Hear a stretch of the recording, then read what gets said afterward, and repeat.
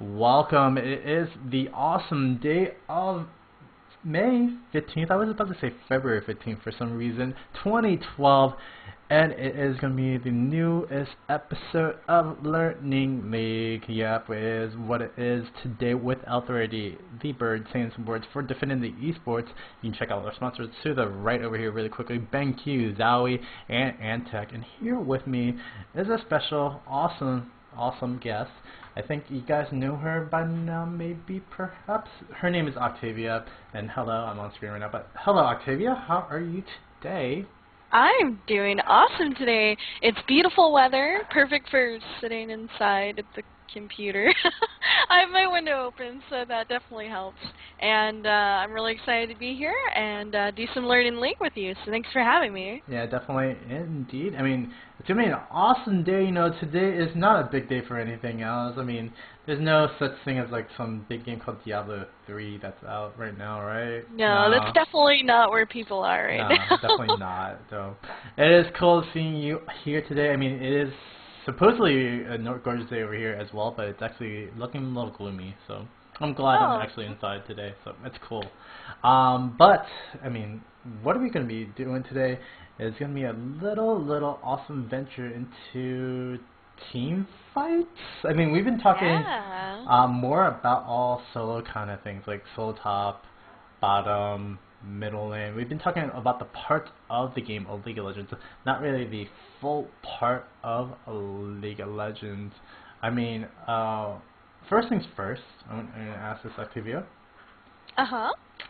What do you think about this game of League of Legends in solo queue sense, and then in a team kind of sense, like when you have a full ranked, or when you have a full 5-man team?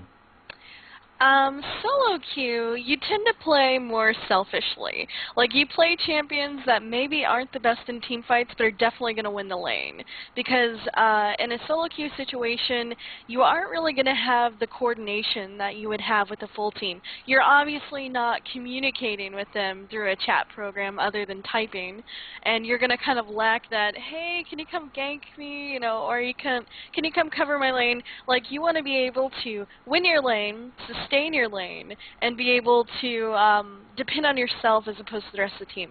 Now, in a team situation, you can pick the people who have, like, they're a higher skill cap maybe. Like, they have an ultimate that benefits more of a team fight, because you can coordinate those better with your team. You're talking to your team, you know, if you need help, you can ask your jungler, you can ask for coverage, and then, you know, maybe you might play a champion that's a little more difficult, but contributes as a whole to a team situation. That's what I think personally, anyway. I think that I can agree with that most definitely. I mean, technically with the solo queue, you can do a duo queue and also just work it out in the same way as you would as a team game. But even having just 2 people in the same duo queue, this is for ranked, obviously, it kind of doesn't still work out the same way, because you still have 3 other people that are in the same group as team as you, and you're still kind of just working selfishly, just not as one person, but now as 2 people. So, I mean, it's good to see that that solo queue is in there, and then, you know, you can make some friends and actually get in there, but it's not really the point of actual game of League of Legends. Okay, so really quickly, we're going to be explaining how teamwork is needed in this game. Let's go check out a game really quickly. It's going to be just the middle lane. This is pretty much what we talked about before. Like, from the start, the carries are usually the important thing in the game, and we kind of talked about a little bit of what they do during the lane phases. Well, Octavia, since you are the mid lane expert, what does mid lane usually do during the lane phase? Okay, so mid lane is going to be a farm lane generally. You're going to want to stay in mid lane, you're going to want to focus on last hitting, and maybe occasionally trading with your partner in mid lane, your opponent actually. And you're just going to want to try and stay alive. You don't really gank until later. In the laning phase, you're focused on getting gold, because you're going to need that gear to scale into mid and late game. And you're going to focus on maybe trying to take out your opponent. It really depends on the champion. If you play a champion that's like Morgana, who's just going to try and farm and push lane. That's very different than if you're playing someone like LeBlanc, who's going to, farming is second to her. Getting the kills is really what you want to do. Her sole job is shutting down that AP carry and making sure that they do not get the farm they need to become like a monster in mid to late game. Because AP carries are very important, and I do think that they scale quicker than AD carries. Now AD carries, once they farm up, they're just crazy in late game, and they surpass the AP carries. So it really does depend on the champion and where you're at. You're also going to want to make sure that you have some wards out. You can't just leave warding to the jungler and the support. Yeah. You're going to want to cover those bushes and play safely. And yeah, get a kill if you can safely, but mostly you're going to want to last hit, you want to get your farm up, and you want to get your gear so that later on, if they need you to move into another lane and come in for a gank, you aren't too good for that. Mid lane can gank too. I am very adamant about that. You can sneak up to top lane just as quickly and help out your top laner or bottom laner as well. So that's what mids tend to do in the laning phase. Like we just saw right here, the mid laner of Ziggs, who's being played for the blue team, is got the first blood onto the Kennen right there. I mean, Kennen's trying to just last hit, kind of farm up, while Ziggs is just doing a lot of harassment because of his skill set. I mean, Ziggs is mostly an AoE kind of bomb kind of thrower. And with that, he can just put through a lot of damage all around. Yeah, he's got great poke. His AoE is fantastic. He's actually getting in here. And did you see that? I believe he used his satchel charge to bounce himself free of that gank. So nice job. This is a good Ziggs. Oh yeah, and you see he's making sure that he is offering support to his jungler, who is going in and ganking there. But he's gonna kind of get, yeah. he's like, see, he's focusing on his farm because it is important. But unfortunately, yeah, he might well go down. Maybe not the best. Maybe not the best example there. Yeah, definitely not, because we're gonna see right over here the other Kennen, the other middle, kind of just came around and actually helped out his jungler, while the Ziggs kind of didn't get around. I mean, again, guys, we're doing this off of bot system, so it'd be easier to see kind of like I just did some examples from yesterday and just seeing some games like this. So yeah, like there are sometimes as a team player, you kind of miss up on stuff like that. Sadly, to see that Kennen got a double kill from that pretty much from there. So I mean, sorry, go. Oh, sorry. I was going to say, as a mid-player, map awareness is very crucial. It's something that I'm still working on to this day, like making sure that you're aware of your surroundings. So if your jungler does come in and need a hand, you're not just, focusing on farming. Like, you should be going, hey, I wonder where that... You should be calling MIA, going, I wonder where my opponent went, and looking around. It'll definitely help your jungler out and secure a gank as well. Yep, definitely, indeed. So, right now, this is what, 5-6 minutes in. When is a good time to call in for a mid lane gank? I mean, it's looking like both of them just bot, but is there like a certain time that you would actually call for it? Well, all teams are differently. A lot of people focus on mainly ganking top lane instead of mid lane. The mid lane does, they do appreciate the ganks as well. So I think around level 6, when you get your ultimate and you know that your jungler probably has their ultimate as well, it is a safe time for them to go in and try and gank. Now, it depends on who you're against as well. If you're against a Vladimir or a Kennen, as we see here, they have built-in escapes, like we just saw his lightning rush there. That makes him very, very difficult to gank, and Vlad, of course, has his pool as well. So you have to take into consideration your opponent, their escapes. Like Nidalee is very similar if you've ever seen a Midalee. She can get away from ganks like so easily. So if you have a jungler that has a snare or has some kind of incapacitation, that's really going to help you gank-wise. And around level 6, it's when they need to come in and help you out, especially if you're getting really, really pushed in lane. Yeah, definitely, indeed. I mean, we're seeing that Kennen's kind of getting defeated by Ziggs right now. We do have both the mid lane and the bottom lane kind of rotating bot. What was I about to say? Is this actually a good time for middle to roam after getting killed, or is there an actual set time that you should have the middle lane roam down? If you're feeling comfortable farm-wise and you aren't behind and you see that there's an opportunity to help out your bottom lane and you have a fairly mobile champ, and Ziggs of course does have his ultimate, which is nearly global. I mean, he can shoot that from mid lane to bot lane pretty easily. That is a great way to help out your, oh, poor Ziggs, is a great way to help out your team as well, especially if you play someone like Ahri. Ahri is like infamous for wandering down to bottom lane, wandering up to top lane, because her ultimate does give her a lot of mobility and a lot of chase. Akali is very similar, and LeBlanc as well. They love to go gank other lanes.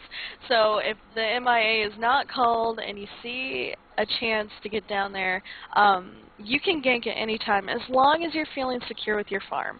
Farm is still very important in mid lane, so sometimes you can fall behind if you're not focusing on farm and you go into another lane and you don't actually manage to pick up a kill or an assist. It's a complete waste of time.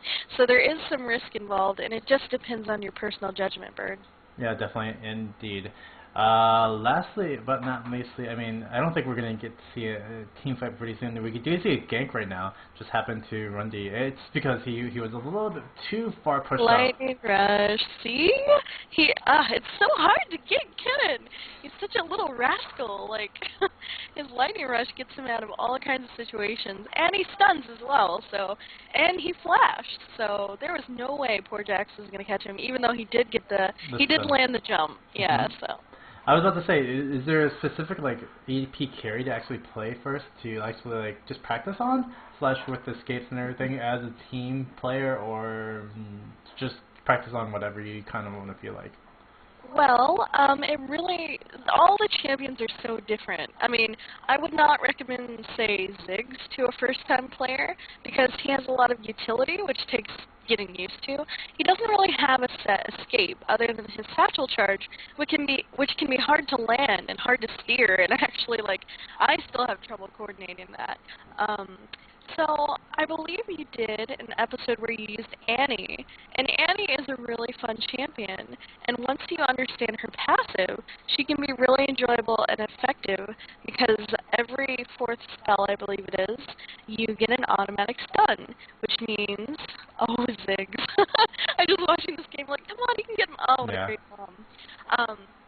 So someone like Annie, who has a built-in stun, which is amazing for AP carries, and you know, her ultimate is really easy to use, and it does a lot of damage, and she scales very well with very little gear, and she's easy to farm on as well. So I would suggest her if it's your first time playing mid lane.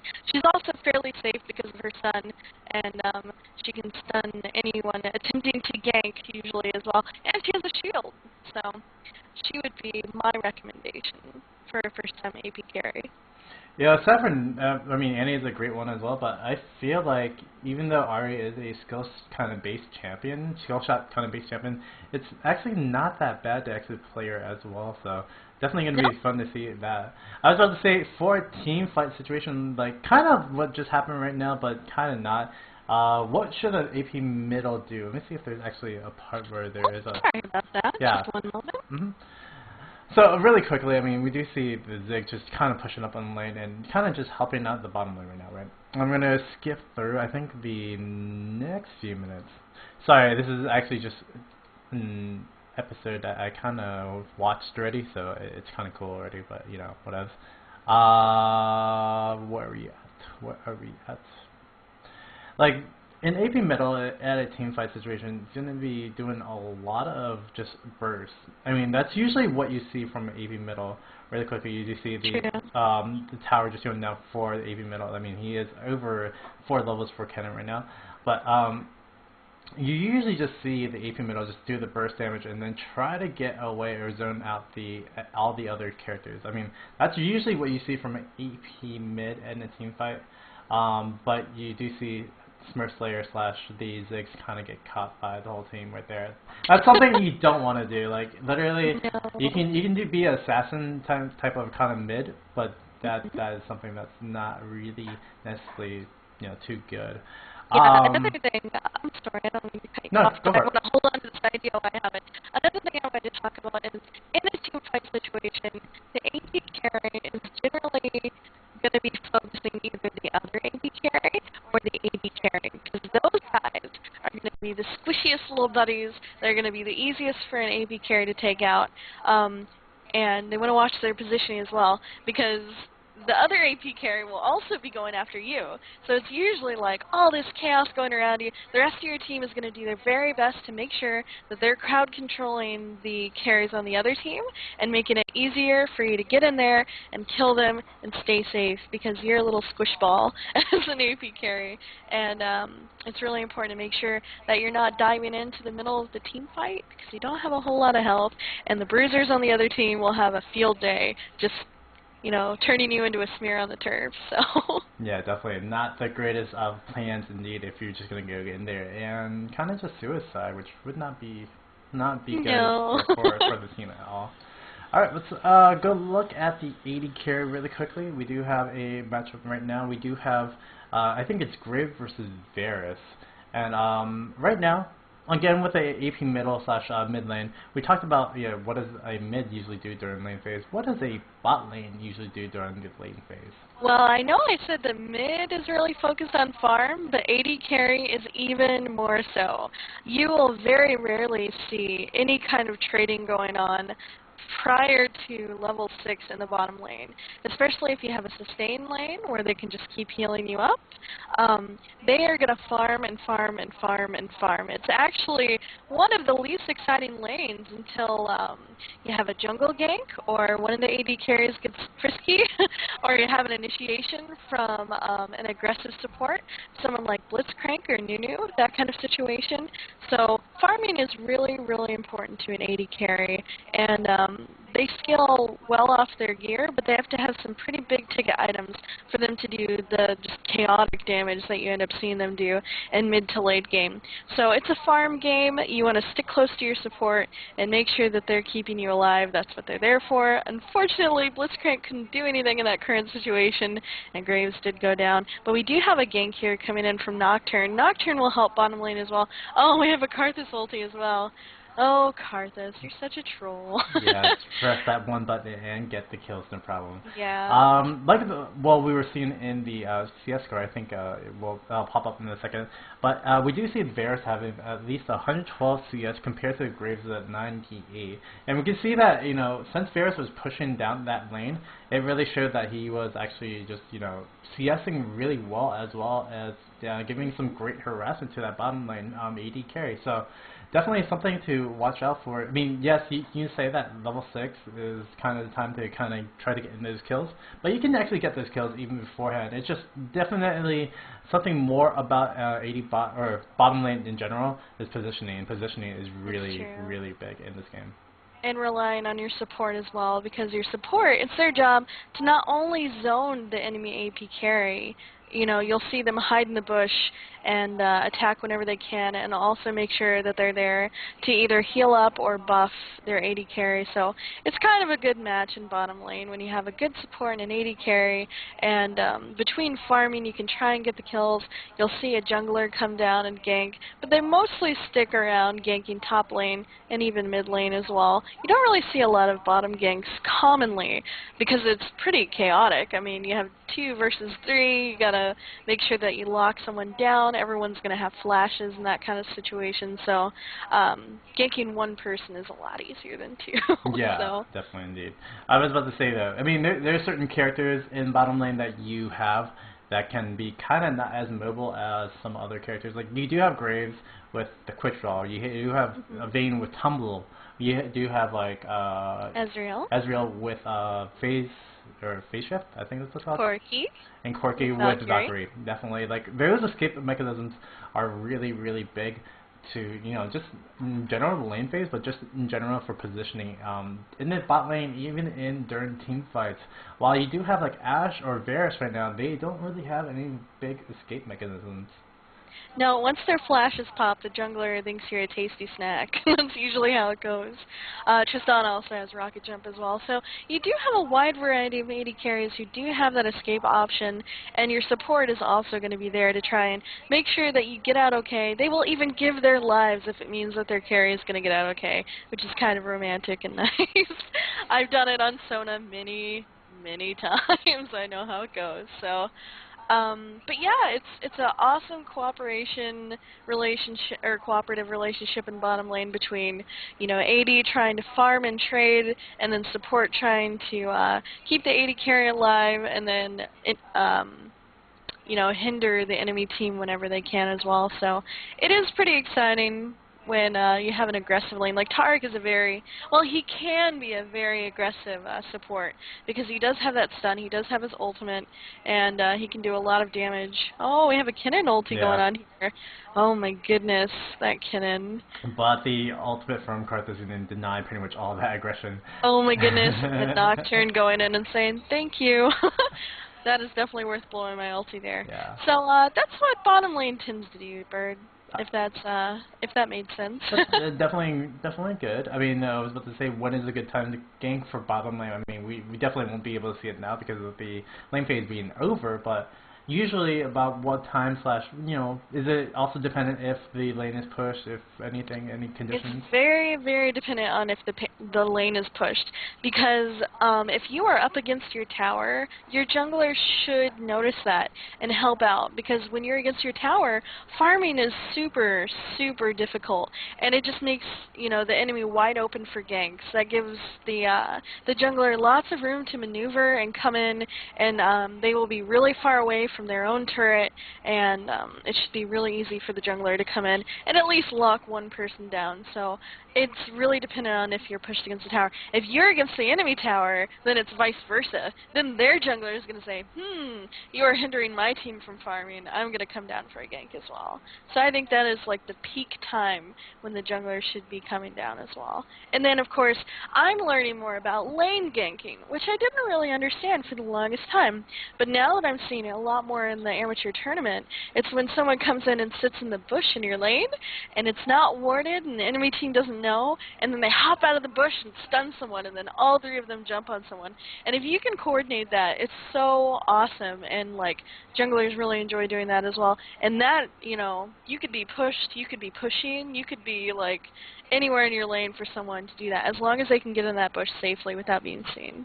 Definitely, indeed. I was about to say, you know, lane ganks are kind of dependent also if they are pushing like really hard as well. If you do have that river warded, because most supports usually just put the river ward like where you see at that blue river, like right here. You can definitely get that lane gank through the lane if you can just position yourself right before the minion wave can see you. So you do see junglers kind of do that sneaky, piratey kind of tactic of a lane gank, and it's very, very strong indeed. What are major things bot lane should be doing for each other, AD and carry and support? Like, I think we talked about it, like, just in unison, like, harassment is kind of big for an AD carry just to do, but also the support. What should he or she be doing for as well? Well, it's important for you guys to know that support do not farm. They do not take the creeps in bottom lane. As a support, it is your job to make sure that the AD carry gets as farmed as they possibly can, because they're going to need that gear to carry on later on. So as a support, you kind of park yourself in a bush, depending on how far you're pushed up, and then you're going to want to safely harass as much as you can. You know, whether you're on Soraka and you're throwing bananas, whether you're on Sona with her amazing poke with her Q, whether you're on Blitzcrank and you're just waiting to grab someone, like, you sit in the bush, you make sure your AD carry is positioned properly and healed up, and then you try and just keep the enemy zoned. Like, that is your job. A lot of people think that support just float around and just sit there and make sure that they heal, but in reality, it's a lot harder than a lot of people think. You have to make sure that everything is warded. You can ward Tribush and River, like you mentioned before. You make sure that your lane is safe so you don't get ganked by the enemy jungler. And you also want to monitor dragon as well, which is a really big deal because when you have dragon fights, it gives everyone global gold. It is a very important asset to make sure you know like where it is, when it's spawning. Like you keep track of that usually as support, and yeah, you can kill people too. I've been known to throw the odd Q on Sona and kill Steel, or the tornado on Janna, which is not my fault. It's not kill stealing, it's just kill securing. Kill secured, yes. Yeah, so you're doing your job for your AD carry. It is very imperative sometimes that you can try to give your AD carry the kill, but if you can't see that there's a possibility, I mean, kill securing is okay as well. Absolutely. I mean, you know, supports do need to just kind of ramp up to their items. I mean, technically, you do see a support usually just get gold for 10 items just to help out with the non-CSing, but also just to help out the team, just get anything that they need for wards. So yeah, as far as gear, I'm sure you've spoken about making sure that you get items that benefit your team, like Aegis of the Legion is very popular. Locket of the Iron Solari, I believe that's what it's called, is also really awesome in team fights because it gives everybody a little bubble and keeps them safe. So actually we're seeing a fine example here. I believe that we are going to see a lane gank if Udyr can pull it off. But there was a ward back there, so they kind of know, oh, I see. but they kind of don't because Pew Pew's about to get pew-pewed. Oh, Blitzcrank, you silly person. Yeah. Did you see his grab there? Yeah, he kind of just pushed it a little too far down in the bottom. I mean, yeah, I mean, we do see that I mean, this is kind of just a replay of the backwards of what we did. No match, we're just gonna die yet again to that Karthus. Nocturne is trying to counter gank, but that Karthus too strong.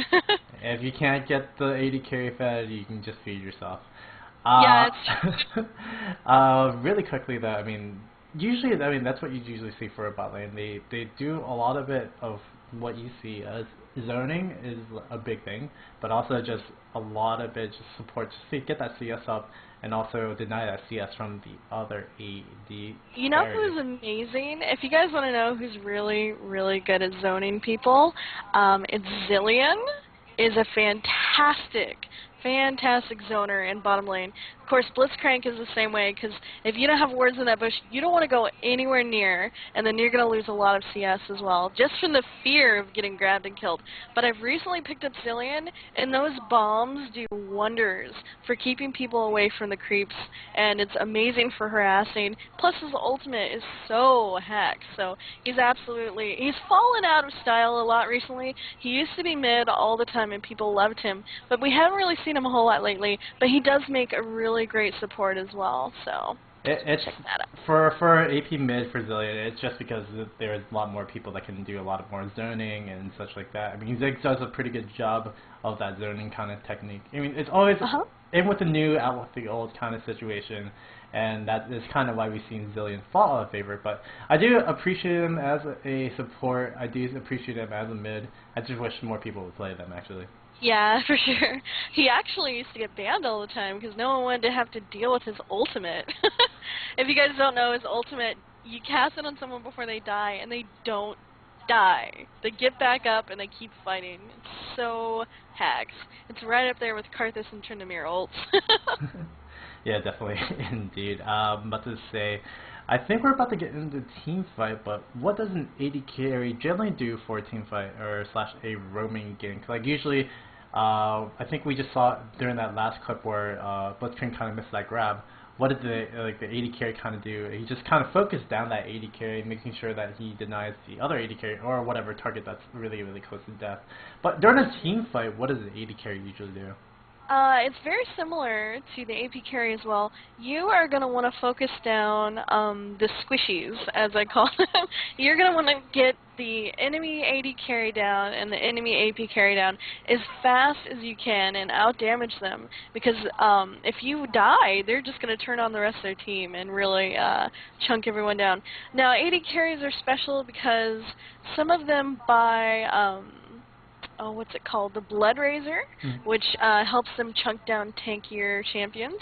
Now, AP carries don't really do that unless, you know, the tankier champions don't have MR, and then the AP carries can just kind of go to town. So AD carries are flexible that way. They can They can pick up certain items that will let them kill, like, say, Dr. Mundo. Like, people with crazy amounts of health that are just doing lots of damage, and the rest of the team does not chunk them down. So AD carries are really important. They also can kill people with auto attacks in the blink of an eye. Once they get so fed, they can just stick to you like glue and auto attack you to death. Like, it's a really fun position to play that way, where you're just so fed that you don't even have to use your abilities anymore. Vayne gets that way, which is why I like to play her a lot. Yeah. And Good. Sorry. no, I'm just going to say, but that's what the AD carries are going to do. They're going to focus down the squishies. When there's no more squishies, then I'd usually target the bruisers, which is like someone like Riven, someone like Tryndamere, and then of course last you're going to want to target the really beefy folks. Oh, we have a team fight going right now. Yeah, really quickly, that just happened. A lot of bit of damage just kind of came in just because Kennen kind of initiated the AP carry for purple team, but also, don't match me if you didn't see, that is the AD carry for the purple team. Kind of stayed in the back over here. It's something big about positioning, like you see all the damage coming in from Kennen. It really just turned the game for purple team really easily, and especially since Don't Match Me was right here, over here in the back, didn't really have to take any damage from anyone except for Champu trying to just get in on him, but he and just, that's where you want to be. yeah, he shouldn't be able to just focus down and just carry down the whole team, and yeah, that's pretty much something really big. Positioning. Something really key for both because carries. they're going to focus you, and you need to be able to safely, out of the kill zone, be able to focus everyone down, which is nice on some champions that have greater range, like Tristana, like Caitlyn. They're both really good at, you know, parking at the very edge of their range and then just taking people out. So it's really, really important. You have the shorter range champs like Vayne, who I mentioned before. She has to be a lot more careful because her range is a lot shorter. They will just turn on you in the blink of an eye. You have to watch out because the AP carry will also be focusing as well. So to summarize, the AD carry wants to stay safe, stay outside the initial AoE situation, and to take the other carries out as quickly as they can. Or just do a lot of AoE damage. I mean, it depends on the actual AD carry because the skill sets can actually do a lot of bit of poke from just either Phosphorus Bomb from Corki or like Varus's Q, which is light arrow, I think, does a lot of bit of AoE damage as well. So if you can just get some poke in as well as that, you can get it on the whole team. It makes your job just so much easier. It just, whatever you can do to make your job easier, it really, really helps out for either AD carry or the AP carry. Other than that, is there anything else closing-wise before we close this first part of the episode?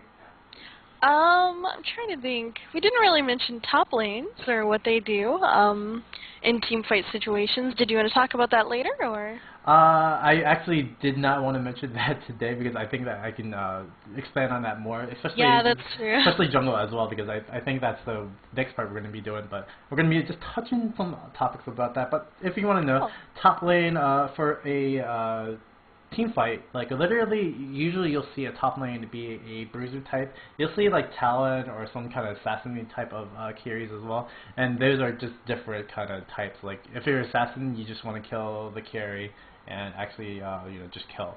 But if you're like a tanky bruiser, say like your Lee Sin, Singe, Taric, maybe, even if you want to play a top Taric, you want to just zone out the carries. If you can, just try to initiate. I mean, you're supposed to be the armored, tanky kind of person, like a Jarvan or so.